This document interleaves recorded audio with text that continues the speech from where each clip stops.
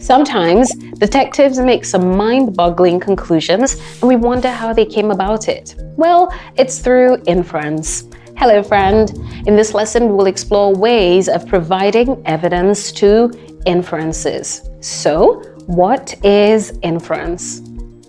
Well, inference is a logical deduction or conclusion from what you observe. But here's the twist. For every inference you need evidence. Think of evidence as the breadcrumbs that lead to your deduction. The more consistent the breadcrumbs, the more confident you are about where they lead. Just making inferences is not enough. We need to always back them up with proof. It's like saying, I believe this because of that. Now, not all evidence is equal. How do you think we can measure the strength of an evidence? We can measure the strength of an evidence by how relevant and direct it is. Let's dive into a passage and see how we can make inferences backed by evidence. Every morning, Mrs. Green would peek through her window, watching kids rush by with heavy backpacks. She'd recall her own school days, smiling as she sipped her tea. Today, she noticed a boy with untied shoelaces stumbling twice. She decided to keep an extra pair of laces in her mailbox, just in case. What can we infer about Mrs. Green's feelings towards children?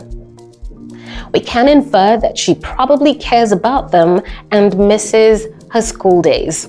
Now, what evidence do we have for this inference? Our evidence is that Mrs. Green watches the kids every morning, remembering her school days and smiling. She even keeps extra shoelaces for the boy. How about the boy's personality? What can we infer? We can say he's a bit absent-minded or in a hurry as he didn't notice his untied shoelaces. So what's the evidence of this inference? The boy stumbled twice because of the laces. So, on a scale of 1 to 10, how strong is our evidence about Mrs. Green's feelings?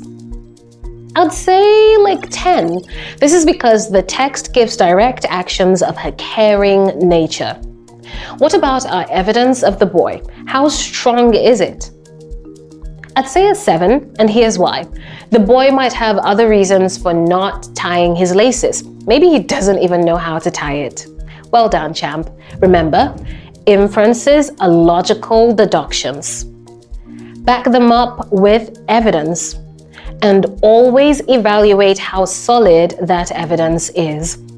As you read, observe, or even chat, keep an eye out for those inferences and back them up with your breadcrumbs of evidence. See you later.